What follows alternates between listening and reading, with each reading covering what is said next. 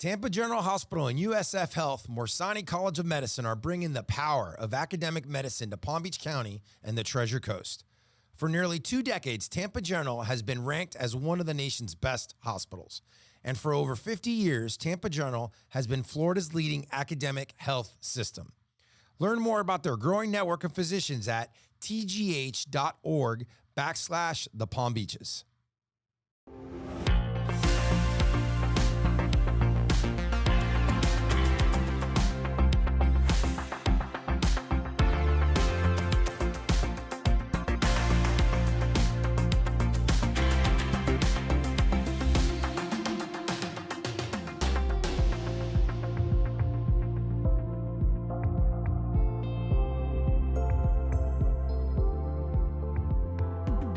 All right, so welcome back to the Palm Beach North podcast. I'm your host, Noel Martinez, and today's guest is the man, Eric Kelly, from the president of the Quantum Foundation right here in Palm Beach County.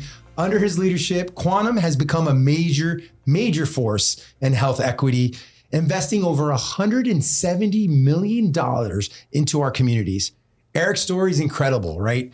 He grew up in public housing, raised by a single mom, and that has shaped everything. That has shaped who he is today, how he leads from his heart, and the way that he just lives life. Eric, I'm so excited to spend some time with you. Thanks for being here today. Thank you for having me. Thanks for that introduction, man. All right, appreciate Eric. it. So I talked about your story. It's a very special story. I read in an article that you grew up in public housing with your sisters. Tell me about that and how that shaped who you are today. Yeah, Noel, again, thank you for having me, man. My mom, she was a teen mom. She got pregnant with my older sister when she was 17 and with me when she was 19. And we lived with our grandparents for a while. And then we moved out into the housing projects of a little town called Palatka, Florida. And the projects were affectionately known as Sugar Hill. The first thing that I can say about growing up, the way we grew up in the housing projects, man, is that we never knew we were poor. And I often say this, my mom never let on that we were economically poor. She did everything she could to create for us an environment whereby we felt like life was exactly what it needed to be. The second thing I often say about growing up in the housing projects where we grew up was that there was still community. And I'll say this about the work we do today at Quantum, and I'll talk about this a little later. I believe that if you create in an environment a sense of belonging and community, and you can make anything happen. So I came out of the housing projects, I came out of economic poverty, but because I had a sense of belonging, which my mom created, and community right there in those housing projects, we were economically poor, man, but rich in all the other things. Of course. Yeah. So how did you end up in philanthropy? Where did that come from? You know, it's funny, man. My mom, when I first told her about the job at Quantum, and at the time the foundation sat at about 150 million in assets. Our assets have grown over the years, although we make our grants off the investment income. We're at about 170 million plus here now. So when I first told my mom, I got this job as president and CEO of this organization that's $150 million endowed. I remind you, I grew up in the housing project. So she looked at me and she said, "How did you get that job?" And my first thought was, "Thanks for the confidence, Mom." But I tell you, I believe this. I believe that the way I grew up prepared me. And, I talk about my life as calling. And I believe it is a calling. And I believe we all have something that's out here in this world that we were born to do. So my path did prepare me. I worked at state government in Tallahassee for a while, right out of college. I worked in state government, then went into the nonprofit environment, worked in the nonprofit sector, worked for United Way of Palm Beach County, and then another foundation here, and then on to Quantum. So it wasn't like I just fell into philanthropy. There was a path to it, but I'm going to say this, and I'll live by this, but I do believe it was a calling from the time that I was a little boy living in the housing projects of Sugar Hill. Has there been a moment that just like lit a fire into you, or that moment that said, you know what, I am doing exactly what I was supposed to do? Oh, yeah. I've had several moments like this, Noel, but I will tell you, now that I'm entering into my third decade, Quantum is in its third decade of grant making. That's the $170 million that we have granted out into communities. I'm in my third decade of my career. And each decade, it seems that something will remind me. In this decade, I'm now in, 50s, climbing over that mid 50 mark. But here recently, we've been doing what's called place-based philanthropy, and working in a neighborhood, Coleman Park, right here in West Palm Beach. The moment I knew that I was right where I needed to be is when I sat down with residents. And these are older residents. Like, as a matter of fact, we just celebrated one of the oldest residents in Coleman Park. She turned 107 years old. The mayor came out for her celebration. That's amazing. They got 107 roses. So 7 roses for her birthday. So what I now know is I'm in the right place because, number one, we're helping people. We're investing in programs and nonprofits that are doing good things for people. But when I, as the president of Quantum Foundation, get to actually see the people who are benefiting from the checks that I sign, that's when I know I'm doing the right thing and I'm in the right place. All right. So I was teasing you earlier. Yeah. You've got like 10 degrees, right? I'm exaggerating there, right? The Cuban's coming out, but you've got a communications degree at Florida State University, a master's of organizational management at FAU, a second master's ministry studies at Moody. You finished your doctorate at USC. Now you're working on another one. Yes. Right? Yes. How have those really, how has that changed the way that you lead? Yeah. So I didn't need all of these degrees for what I get to do, but I believe at each point of my life, each degree helped to either give me foundation and settle, or help boost me in the way that I want to operate as a leader. So for instance, my degree in communication, that's the foundation of who I am. What I do in philanthropy or what I do in my work in the past in ministry is about how I interact with others. And so my communications degree was just a foundation in what I get to do, interacting with people. So in terms of my organizational management degree, look, I'm a nonprofit guy. I love the social service side of what we do, but I also want to understand how best to run and structure organizational life. It's one thing to have a heart for nonprofit or ministry, but it's another thing to know how to operate, from the governance to administration to operation, your people, your human resource. So that was really important to me to get a theory and practice side of that. Now the first doctorate from University of Southern California, that USC, not the other USC, that was so that I could get a better understanding, Noel, of how do we lead through dynamic change. And so my dissertation is to focus on philanthropy from its history to its current state of being, and how do we look at the current environments and move through these environments in a thoughtful way when we need to change and when we need to pivot and use our resources differently. And so that was the first doctorate. And the doctoral degree that I'm working on now is a doctor of ministry in counseling, and not so much individual counseling as it is to look at how whole communities and people work through trauma, as well as look for opportunities in their structure of community or wherever they live, man. So again, I don't know that I needed all of these degrees, but it certainly has helped me understand the way I think, at work, and process. Yeah. So we all have mentors, right? Yeah. I wouldn't be where I am at without some amazing mentors. Yeah. Tell me about a couple of your mentors and what they taught you. Yeah, on our break, you said you couldn't wait to get to this question. And I told you, I may not give you the answer you were expecting. I always pause before I say this. I have no mentors. I have 0 mentors. Now, I mentor a lot of people, a lot of guys, particularly. Now, here, part of my story you heard me say, you said it, that I grew up single mom. Now, there's another part of it. I have never actually met my biological father. So what I always had in my heart was a desire to help those who are achieving their best and want to achieve their best, be alongside them, just to come alongside. In that process, though, I found it difficult to find that for myself, Noel. So I have been asked, well, how did you do, or how do you do what you do? I am a man of faith. And so my easy answer, and some may say it's the cheating answer, is, man, through prayer. So I will take prayer, scripture, even when I served as a minister, what I would do is I would take sermons and lessons from the Bible. And I read a book about how, Jesus served as a CEO. I literally would take lessons that I would hear or sermons, and I would apply them in real time. So I did not have actual mentors. The only person that probably, here in Palm Beach County, I would say closest to a mentor would be Paul Leone, who's actually more of, he's a friend, but he is a guy that I have admired and get a chance to spend time with him. But in terms of officially a mentor, I haven't had any. So that's the answer that I told you. You may be surprised to hear me say. Yeah, it was definitely, you caught me off guard on that one.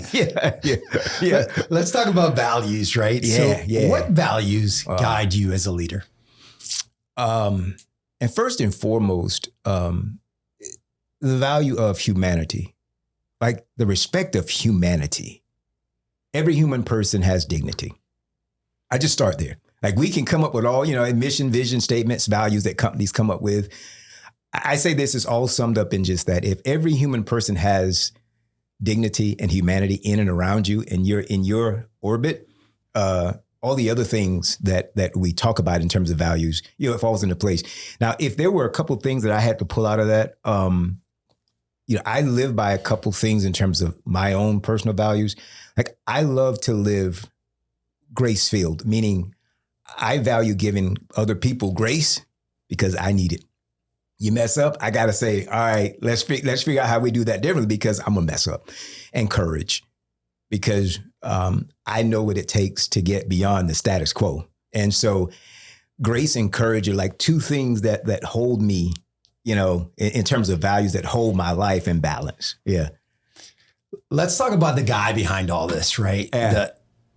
How did you juggle the demands of your job and everything you're doing in the community with your family life? How do you do that? I think most men who are married to amazing women would say, my wife. Man, my wife, Kira, and I, we've been married 27 years this July. 4 amazing kids, Madison, Mason, Miles, and Malachi. They're all older now. Maddie just turned 24. We have a son, Mason. He's a junior at University of South Florida. I was say Southern Cal, University of South Florida. He's going to senior year. We have a son who's a Marine, man. He's an air rescue firefighter. He's a Marine. That's awesome. And our youngest is 16. But man, honestly, my wife has helped me keep balance of the importance. Number one, I don't believe that any of us can achieve balance. So I call it blend. Because balance is things got to equal out, and it never is equaled out. If you're spending as much time as you need to spend in your career, something's going to fall. At family, something's going to give.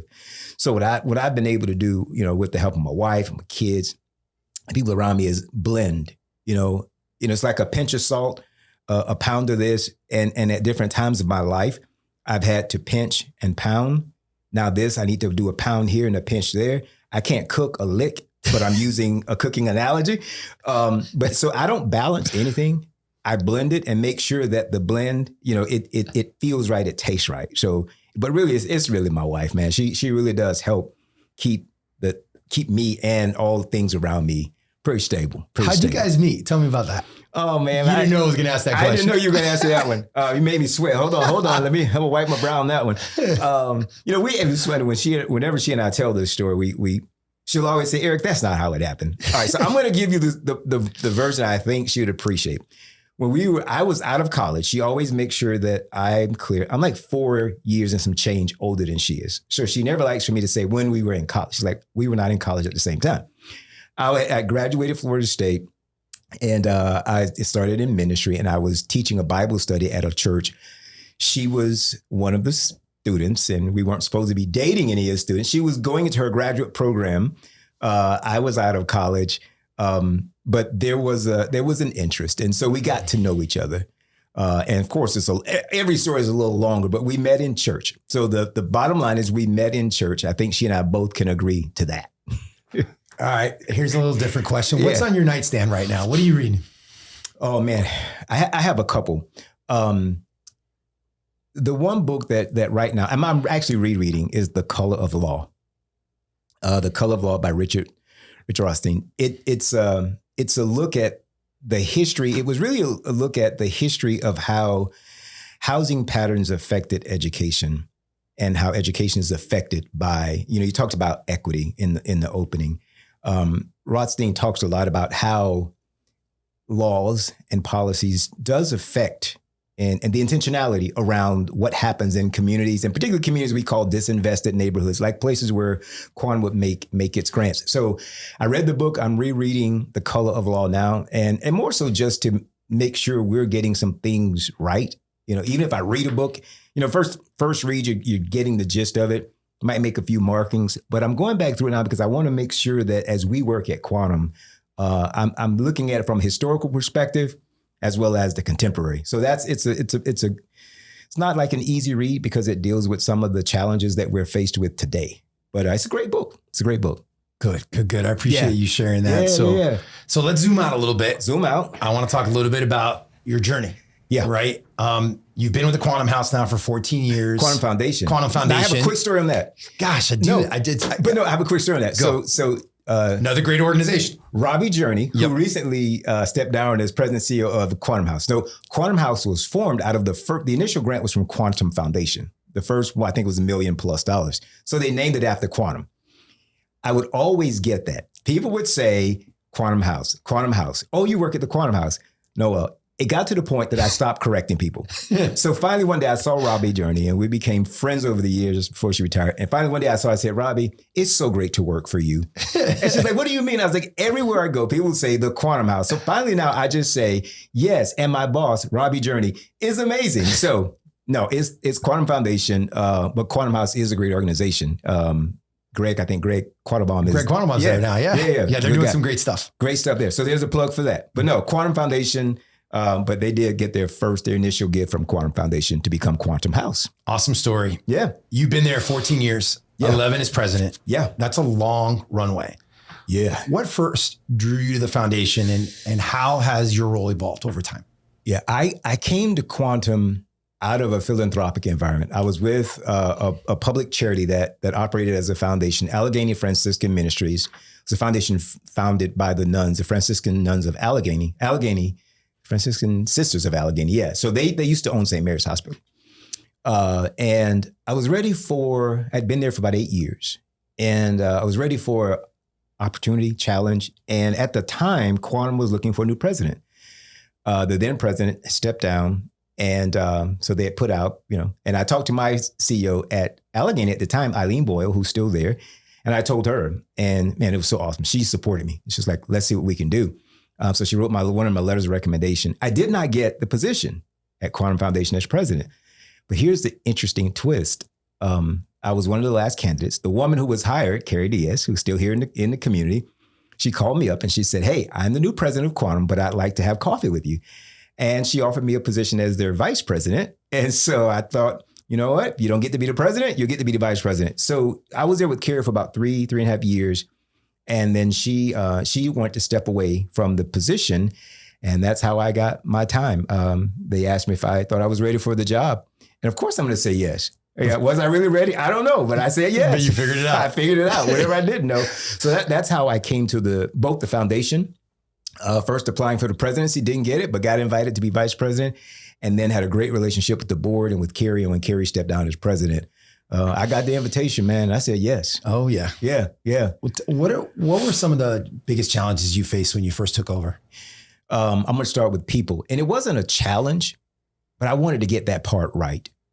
Now, what the board said, look, I don't have a financial background. And keep in mind, as my mom was also shocked to hear, it was then about $150 million. I mean, the corpus has grown, even though we're putting out money every year. But that's a lot of money for a guy. With all the degrees I have, not one of them said anything about finance. Mm-hmm. And I remember saying to the then board chairman, I said, listen, I don't have a background in finance or investments. And I'll never forget, he said, Eric, we have that. What we need is leadership. I'll never forget it. And so the first thing about my style of leadership is the people. So it wasn't the challenge as much as it was, I wanted to get it right. I wanted to make sure that however I was leading at Quantum, that the people who worked there with me were going to feel honored and valued, and that they would want to get up every day. Well, not every day. No one wants to get up every day. I mean, maybe some people want to get up every day and go to work. I don't know.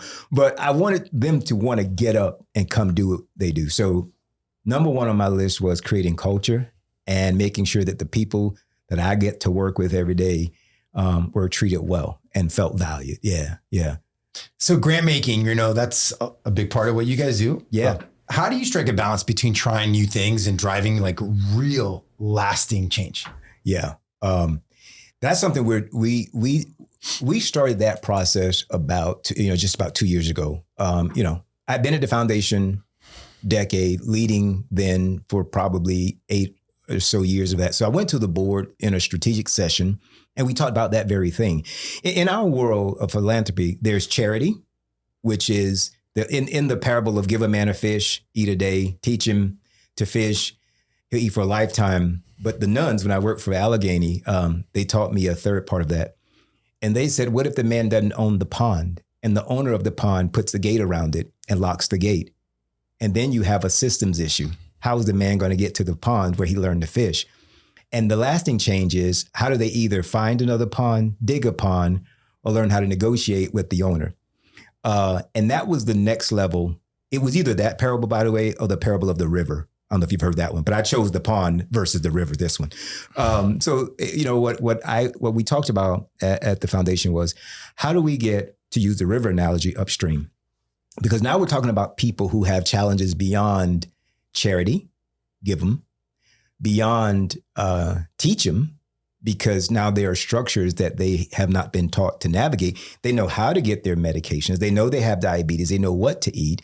But what about the challenge of livable wage, to use that term that's a little, you know, a lightning rod, but if they can't afford their medicine and their food? So what we decided was to look at the social determinants of health. Now, how did we balance that with our regular grant portfolio? Is we were very conscious to never we held harmless our grantee partners, like the partners who knew Quantum Foundation was going to be here for the traditional grants that we make in health and well-being.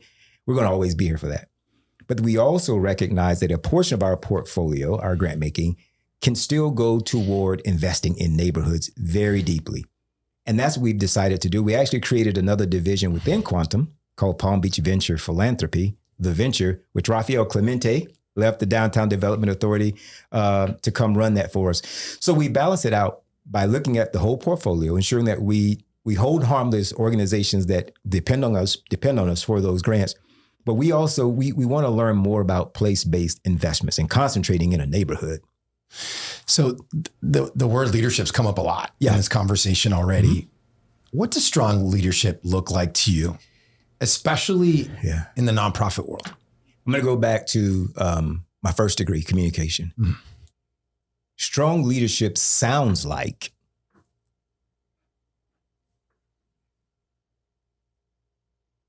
what? This, me listening. Silence. So strong leadership is leaders learning to be comfortable with silence. So you called the question on what? I would have sat silently with you, because I'll wait until the people speak. Strong leadership is giving people enough room to wrestle with their thoughts. Here's what I learned about being a leader, Noel.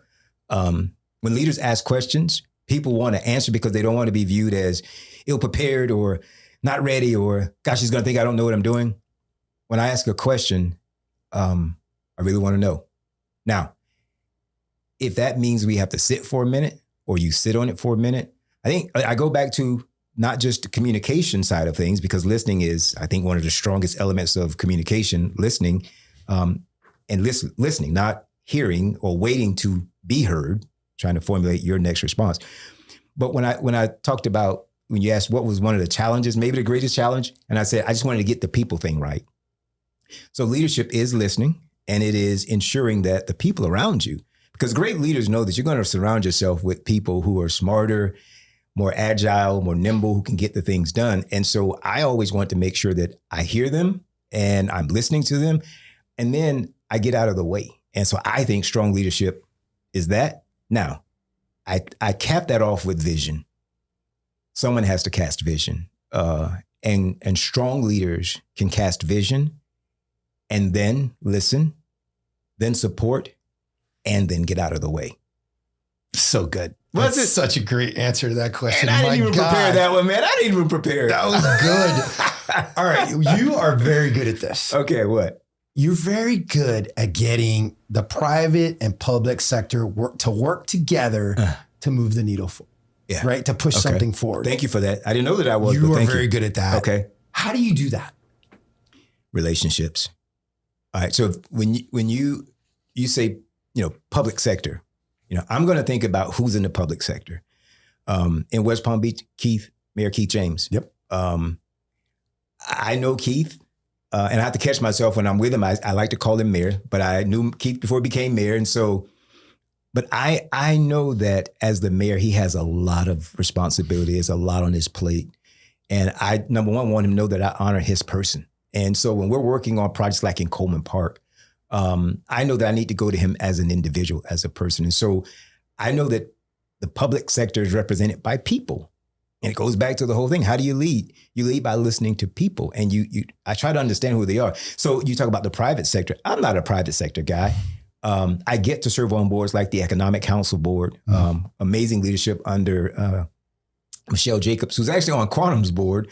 But then I lean on people like Michelle. You mentioned Kelly Smallridge in one of our breaks, or Kelly, or you, Noel. If I'm anything in North Palm, you're the business, you're the leader of the chamber here. So Eric Kelly knows that he doesn't have insight to the things that you know. So I'm going to pick up the phone. I'm going to call you and I'm going to talk to you or others about the things we're trying to accomplish.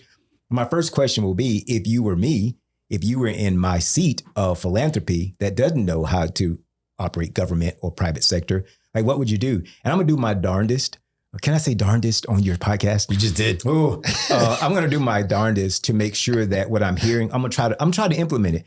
And I do like to bring people together, though. The bottom line is I do like to bring people together when I know that the outcome is going to be something good for the people who need it the most. That makes sense? Oh, yeah. Okay. 100%. Good. Eric, what kind of advice would you give someone who wants to lead in your space? That's hard. Because I don't know that my advice fits everyone's unique way of answering their call. So let me just be real. Let me be a generalist at this. Mm-hmm. Like, know yourself. The first thing I would say is know how you lead. This field of philanthropy, where you're entrusted with some fund, somebody else's money. It's not Eric Kelly's money. There can be no ego in that, number one. And we are endowed as a foundation, but we are entrusted. And so the first thing is a person needs to know, can you be trusted? Can you be trusted to do what is right? Get trained. If you don't have the skills, I got all of my degrees after I had worked, getting my degrees, later in my career, but they helped me understand what I need to understand. So I would say train, prepare, get to know people who are doing the work that you desire to do. Obviously, that's an obvious one. And test it out. Either do some volunteer work, go work there. And because, not everyone, it may look good from the outside, but not everyone may have the patience for what we do, because change takes time, and our money doesn't change things overnight, for sure. You're so right. You are so right. So I really want to dig into Quantum and about your impact that you're having in the community. But before we do that, why don't we take a quick break? All right. For our friends at Tampa General. We'll be right back.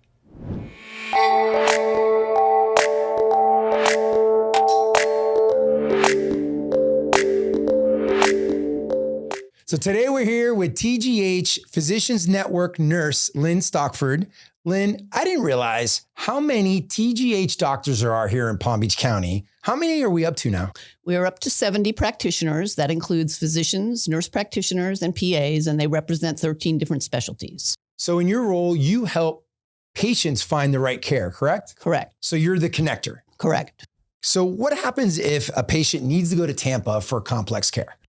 We gather all their information, their medical records. We get them set up in our electronic medical record. We speak to the family, the referring physician, the accepting physician, and we make sure the ambassadors in Tampa are available to receive them and make sure they get the right care. Awesome, Lynn. Well, thank you so much for being here. And that was your Medical Minute, brought to you by Tampa General Hospital.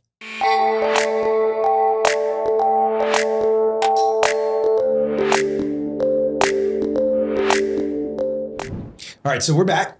So for folks that are not familiar with what the Quantum Foundation does, what do you guys do and how did you guys come to be? We give away money. Very good at giving out money. Our kids were younger. They would always say, Daddy, what do you do? And I would try to explain, we were formed out of the sale of a hospital system. JFK Hospital sold for well over, I think it was like $230 to $240 million. Proceeds, after the wind down of all expenses, the proceeds were about $125 million, a second infusion of cash that took the foundation to about $140 million, which was endowed.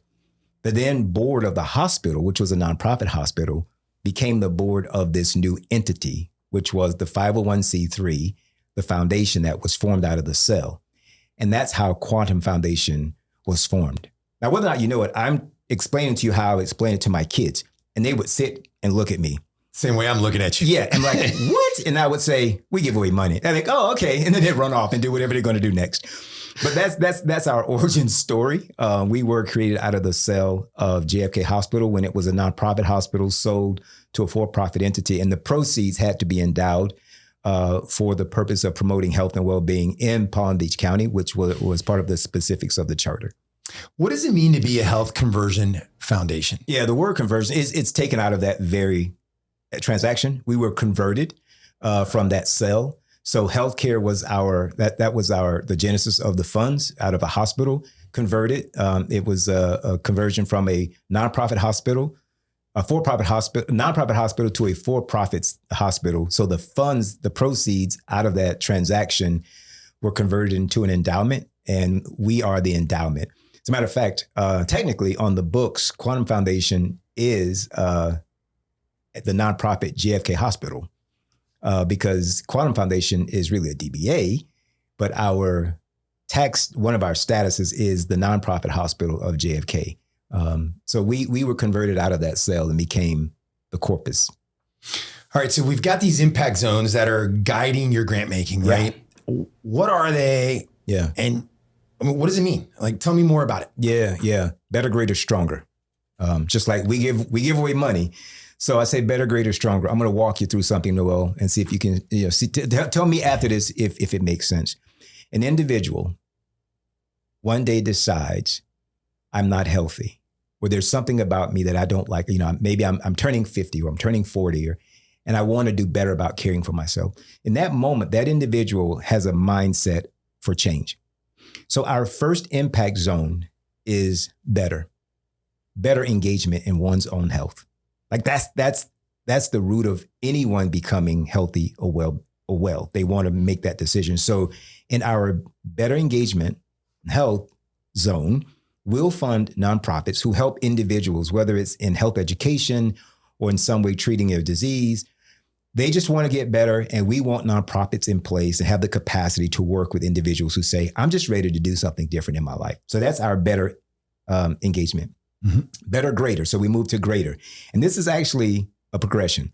So let's say that same person who says, I want to get better. So all of a sudden they learn, well, one of the things I may need is health insurance. They may go enroll in some form of healthcare, or, they want to make sure they have a way to go see a doctor. Well, the second issue is access. Do they even know where to go? Is there a place for them to go? So our greater access to health resources, we want to ensure that the nonprofit organizations and certain governmental entities have the capacity and infrastructure to take care of said person. So better engagement is an individual says, I just want to be better. So then they say, and how do I access it? So our greater access strategy, we want to fund nonprofits and health clinics and others where people can go. So the question becomes, what happens when they go back to their neighborhood? It was I think it was Harvard University School of Public Health back in 2014 said that your zip code is a better determinant of your health outcomes than your genetic code, right? So where do you go back? What community? Is it a community that has zero access to grocery, fresh fruit? Is it a community that has poor performing education? All of those are the social factors that influences a person's ability to be well. And so better, greater to stronger. Stronger, we look at neighborhoods, stronger connections in a neighborhood. We want to make sure that in a neighborhood, if an individual needs access to a doctor, but when they go back to their own neighborhood, if they don't have any connection in that neighborhood, it's not all for naught, but it's going to be really hard to stay well. So what we try to do is move through a continuum. Better is the individual. Greater are the access points where the individual gets better. Stronger is making the environment in which they reside a stronger network for them to stay well, if that makes sense. Yeah. It may be too much. I might have just gone too theoretical. I'm a bit of a nerd when it comes to that. It might have been too much of my theory of change coming out of me then. But that's what it is. I mean, we'll simply say better, greater, stronger. How do you guys decide what organizations to fund? Because I've got to imagine there's a ton of nonprofit organizations that approach you guys with different projects. Well, we have a team of folks, our staff, led by our VP of community impact, Nate Cousineau. So the LOIs come into us, and that's like the short form of what is it that you want to do. We have a team of folks there. They review those. They'll review every single LOI that comes in on our website. They review every single one of them, and they meet to review based on the criteria of our better, greater, stronger. Does it fit in one, two, or all? It has to have a first strategic fit. And then the second thing is our team will then take it to a committee, our grants committee. The grants committee will further elaborate on if we think this goes to the board. And then the board ultimately decides which organizations get funded. But it really does start, Noel, first with a nonprofit organization or an organization that says, we think we have an idea or we have a solution to some of the issues that Quantum is interested in solving. Tell me about your board. Where do they come from? Are most of them from the private, public sector? Are they philanthropists? Tell me a little bit about your board. We have a little bit of all of it. So our board chair is Mr. Bill Meyer. So Meyer Amphitheater, his family, incredibly philanthropic. His father, they have a school named after his father here in Palm Beach County. So Bill is our chairman, philanthropist, businessman. He's a lawyer by training, investor, hotel guy. But then we have folks on our board. We have 2 physicians, and we have a retired community health center, federally qualified health center executive. Let's see. I'm thinking about it. We have Michelle Jacobs, who is, businesswoman here in town. So we have a little bit of a mix of all of them. Some investment guys, private equity guys, lawyer. Do we have any? Yeah, well, Bill's a lawyer, but yeah. You got to have a lawyer. Yeah, you got to have a lawyer, right? You got to have a lawyer. Accountant. We have an accountant. So we don't do the traditional grid. Yeah. But what we try to do is make sure we have the people who get the mission and can drive the mission and who can be inspired and then inspire us. I will say this one thing about our board, and say what you will about boards. And honestly, I mean this. I have an amazing board to work with, and they are inspired by the work that we do, and then they inspire me. But they come from a mix, and they're all from the area. We do ask it to be folks from the area because we like to have our people there and here with us on the ground. There are a lot of funders in Palm Beach County. So what makes you guys different? I'm going to begin by saying nothing. All right. That's not the marketing answer. The only reason I'll say nothing first is because we all make the best use of our resources. So whether it's Dr. Lori George at United Way, Patrick McNamara at Palm Health. Amazing leaders. Yeah. Dr. Danita Dehaney at Community Foundation. My friend Jillian Vukovic at Law Street Foundation. James Green at the county. Look, we're all doing, I hope I didn't forget anybody. Dr. Lisa Williams Taylor at Children's Services Council. Like, we're all doing our level best to get the resources with which we've been entrusted in the community. What might be a little bit of a standout for Quantum, I think we tend to take maybe a little more risk. Even that group, we meet. So that group that I just named, we actually meet once a quarter together. And I hate calling us the funders, but because we all grew up in this community together. But from the things that we do, sometimes I think Quantum will take a little more risk, but it's probably because I will lead us to more risk. That might be the little thing that we'll do a little bit more. Any recent initiatives that you're like really, really proud of? Oh man, yeah. I keep alluding to it, but I'm glad we got right to it, the heart of it.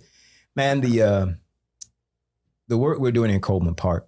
And I can't say the name Coleman Park, Lincoln Park, Coleman Park enough because it's one of the historic neighborhoods in West Palm. There's historic Northwest, Pleasant City, Coleman Park. Coleman Park and Lincoln Park are so closely aligned that the Coleman Park became like the name, but there's also Lincoln Park. So here's what some people may know and some may not. The National Negro Baseball League spring training was held right here. So the greats like Satchel Paige, and Aaron, all of these guys, they came here. I didn't know that. For spring training. Yeah. Right here in Lincoln Park, which is, one of the areas of Coleman Park. Historic Roosevelt High. So Roosevelt High was the then segregated Black high school. So here's what's exciting, man. Since Rafael Clemente has come on and we've created our venture, we are looking at reconstructing community there, a business corridor. We partner with our purpose-built community partner here, which is Rise Coleman Park. Yapendo Shabazz and their team are doing an amazing job there.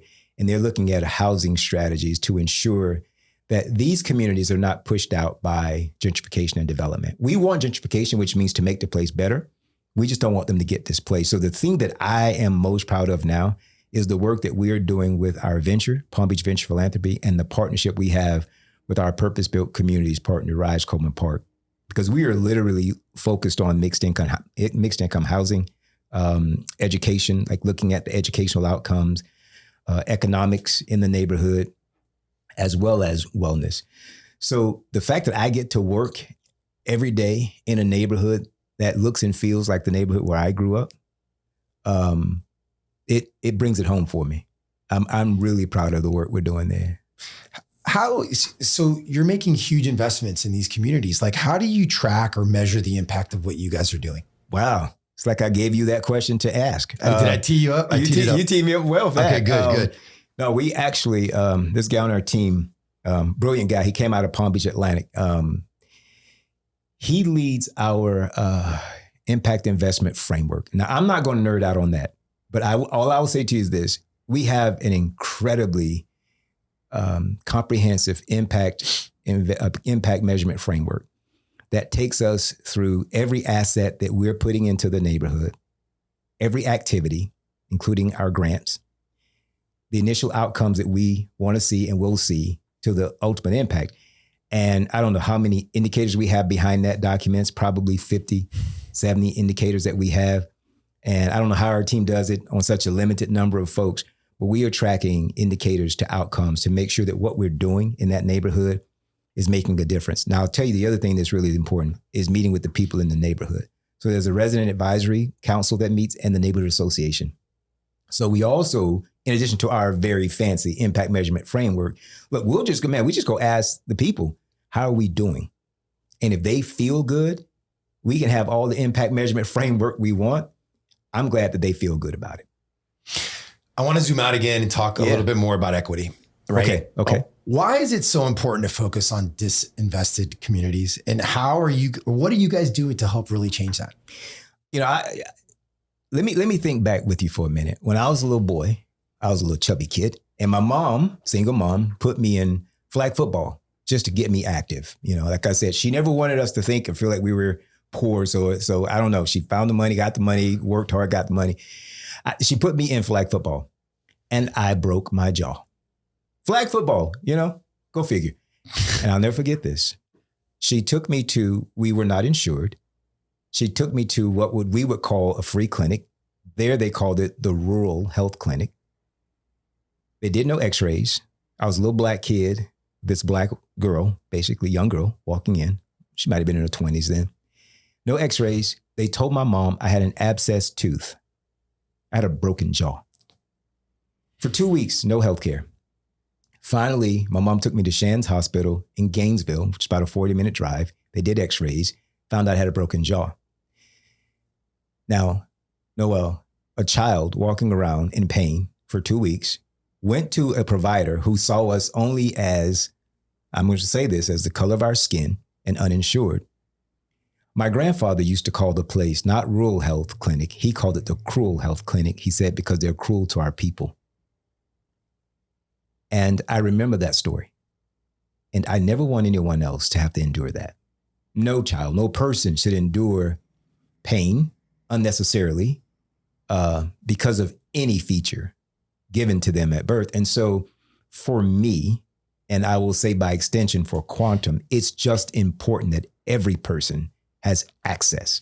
Any person who says, I want to be better from the better, greater, stronger, I want to be better, they must have access. And so it's important to us, important to me and to Quantum because we are personally and professionally invested in making sure that every person just has access, whether it's one of our free clinics that we support, a federally qualified health center that we support, a food bank that we support, or any other place where people need to get the basic necessities and further. There was another part to that question. I think I may have gone, it was why equity? Why is it so important? Yeah. And that's it. That's it. Because people deserve just that. Now, equity is it's a lightning rod word now, like you know that. But I'll say this: there is a difference between equality and equity. Equality means, someone I've used this before. My children are, middle class kids. We homeschooled them. Madison, Mason, Miles, Malachi. We have 2 dogs, Madden and Meadow. Like, we're an okay family. If someone walked into a room with my kids and a kid who has not had the same opportunity as my kid and said, I have $100. To my kid, they say, I'll give you 50. And to this kid, I'll give you 50. That 50 that my kids got is going to go much further because my kids have had opportunity to know what to do with $50. This kid, not so much. That's equality. They both got $50. Equity is, all right, if this kid has already had a generation of financial literacy and all the things that my kids have had, maybe we give this kid a little more because this kid needs to buy an extra class or 2. So this kid may get $75 and my kid $25. And someone say, well, that's not fair. I don't deal with fair in that regard. I deal with what's going to bring the greatest outcome for both, for my child and for this child, because at the end of the day, society is going to depend on both of them. Yeah. So equity is, what is it going to take for this child to achieve what this child's ultimate goal is and can be? Because my child is a little advanced, but society is depending on both of them. So that idea of equity can be a bit challenging for some people. It's not like taking something from one person and giving it to another. It's ensuring that all people have what they need to succeed. Eric, when it comes to health, like in your opinion, what are the biggest challenges that we're facing here in Palm Beach County? I used to say access, but I don't believe that it's necessarily access, because we have places, it might be insurance, but we have so many great places out here where people can go. I might get in trouble for this statement, but I think it's coordination. Because, Palm Beach County is resource rich, meaning we have a lot of opportunity in terms of resource. I don't know that we are as connected as we should be in terms of how all of these resources get to work together. There may be, an individual looking for services in one place and not realizing that, there is a complement to that. They may have to go out and find it on their own versus being told, and here's your next step. So I don't know that we're as coordinated in our county. And that could be a challenge for communities like ours that is rich with resource, incredible leaders, but we can tend to not be as collaborative because we do have so many resources here in one county. All right, so let's look ahead 5 years. Yeah. 5 years from now, what do you really want to get done with the foundation? Yeah. Okay. 5 years from now, I want us to be really comfortable with our place-based strategy. Here's the thing. There are 24 neighborhoods of persistent poverty in Palm Beach County. Coleman Park is our first because it has the lowest life expectancy of any of the census tracts. So 67.9 years, I believe, of life expectancy. A child born in Coleman Park, based on the last official census data, a child born in Coleman Park can expect to live 67.9 years of life living in that community versus the county's average of 80.1 years. You have certain communities, like say over on the island, I think it's like 84 years. Now, what we now know based on literature, health literature, is that your environment where you live, the social features dictate how long you actually get to live and how well you get to live, how healthy you are. So what I would love for the foundation to do is be really comfortable with that and to be okay saying that every community is not the same. And so if Quantum Foundation needs to invest more concentrated in a place where we want to improve the life outcomes and life trajectory in one neighborhood, let's be okay with that. And I would love for our team to become not experts, but become proficient in how we do that and to lead well in doing it. So we're getting here towards the end, and I've got a question that I want to ask. I ask this to everyone, right? It's a big question. Yeah. What do you want your legacy to be, Eric? Like, what do you want people to say about you when we're both long gone? Man, I just want to say, doesn't he have a nice head of hair like Noel? Come on, man. Come on. Look, man, I'm sitting here sweating. I don't have any hair to catch it. Come on. You got the best hair, man. Man, look. I'm a little black boy from the housing projects. All I want people to know is that kid did the best to create the same opportunity that he had. Now I go back to, I don't have mentors. I didn't have people opening doors for me. What I would like to be known for is opening doors, not just to mentor, but to sponsor people in places where they need to be. And look, I'm clear about the word that's not so popular, equity, and investing and concentrating where it is needed the most. And I use my family as an example because my kids, if you have $100 and you got a kid from Coleman Park and you got my kid who lives the way my kid lives, I'm going to say you give that kid 75. My kid's 25 is going to go further. So I want to be known as a man, not who's fair, life ain't fair, but a man who was equitable, a man who was just, and a man who was righteous about how he did the things that he did. This has been awesome. Yeah, man. I really appreciate it. Thank you so much for taking the time to spend some time with me. It's the first time you and I have actually sat down and really had a good conversation. So thank you. Thank you. No, thank you for having me here, man. Before we get out of here, how does someone get involved with the foundation? Yeah. So we don't fundraise. We don't really have volunteers. I shouldn't say that. Look, man, I maybe breaking news here with you. We don't fundraise, but what we are doing in Coleman Park, we are going to aggregate capital. We're 170 million endowed. We're going to have to bring together about another 100+ million to really make our venture work. So we don't have a place that we don't have a button to give, but if you want to just go on our website, www.quantum, QUANTUM, FND, Frank, Nancy David.org. Awesome. Yeah. Well, thank you so much again for being here. Make sure to go check them out. Go check their website out. Share, like, follow. Tell everybody about all the amazing things that Eric and the Quantum Foundation are doing. Thank you so much for tuning in, and we'll see you in a couple weeks. Bye, everyone. Fair in that regard. I deal with what's going to bring the greatest outcome for both, for my child and for this child, because at the end of the day, society is going to depend on both of them. Yeah. So equity is, what is it going to take for this child to achieve what this child's ultimate goal is and can be, because my child is a little advanced, but society is depending on both of them. So that idea of equity can be a bit challenging for some people. It's not like taking something from one person and giving it to another. It's ensuring that all people have what they need to succeed. Eric, when it comes to health, like in your opinion, what are the biggest challenges that we're facing here in Palm Beach County? I used to say access, but I don't believe that is necessarily access, because we have places, it might be insurance, but we have so many great places out here where people can go. I might get in trouble for this statement, but I think it's coordination.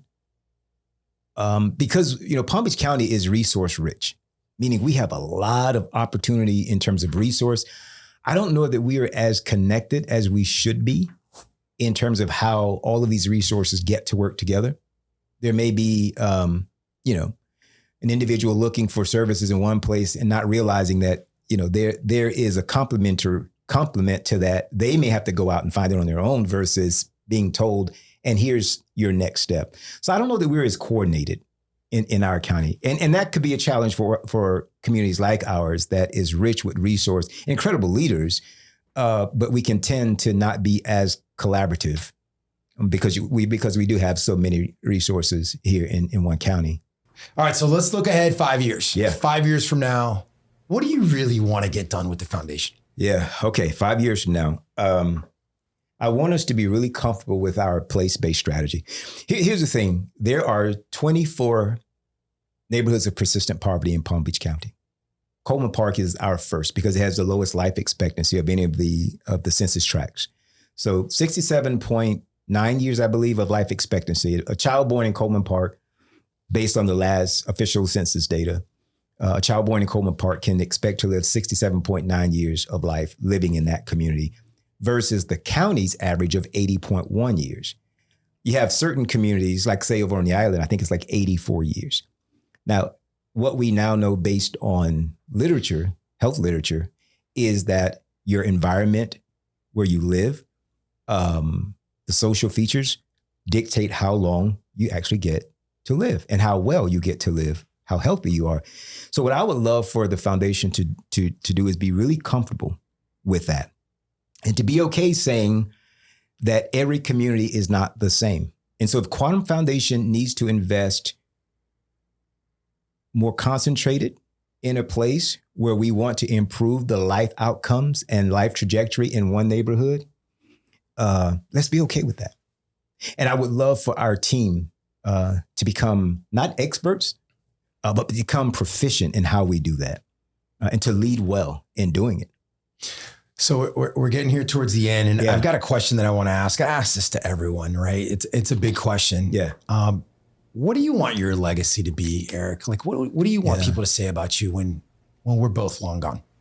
Man, I just want to say, doesn't he have a nice head of hair like Noel? Come on, man. Come on. Look, man, I'm sitting here sweating. I don't have any hair to catch it. Come on. You got the best hair, man. You know, man, look, I'm a little black boy from the housing projects. You know, all I want people to know is that kid did the best to create the same opportunity that he had. Now, I go back to, I don't have mentors. I didn't have people opening doors for me. What I would like to be known for is opening doors, not just to mentor, but to sponsor people in places where they need to be. And look, I'm clear about the word that's not so popular, equity, and investing and concentrating where it is needed the most. And I use my family as an example because my kids, if you have $100 and you got a kid from Coleman Park and you got my kid who lives the way my kid lives, I'm going to say you give that kid 75. My kid's 25 is going to go further. So I want to be known as a man, not who's fair, life ain't fair, but a man who was equitable, a man who was just, and a man who was righteous about how he did the things that he did. This has been awesome. Yeah, man. I really appreciate it. Thank you so much for taking the time to spend some time with me. It's the first time you and I have actually sat down and really had a good conversation. So thank you. Thank you. No, thank you for having me here, man. Before we get out of here, how does someone get involved with the foundation? Yeah. So we don't fundraise. We don't really have volunteers. I shouldn't say that. Look, man, I'm maybe breaking news here with you. We don't fundraise, but what we are doing in Coleman Park, we are going to aggregate capital. We're $170 million endowed. We're going to have to bring together about another $100+ million to really make our venture work. So we don't have a place that we don't have a button to give, but if you want to just go on our website, www.quantum, QUANTUM, FND, Frank, Nancy David.org. Awesome. Yeah. Well, thank you so much again for being here. Make sure to go check them out. Go check their website out. Share, like, follow. Tell everybody about all the amazing things that Eric and the Quantum Foundation are doing. Thank you so much for tuning in, and we'll see you in a couple weeks. Bye, everyone.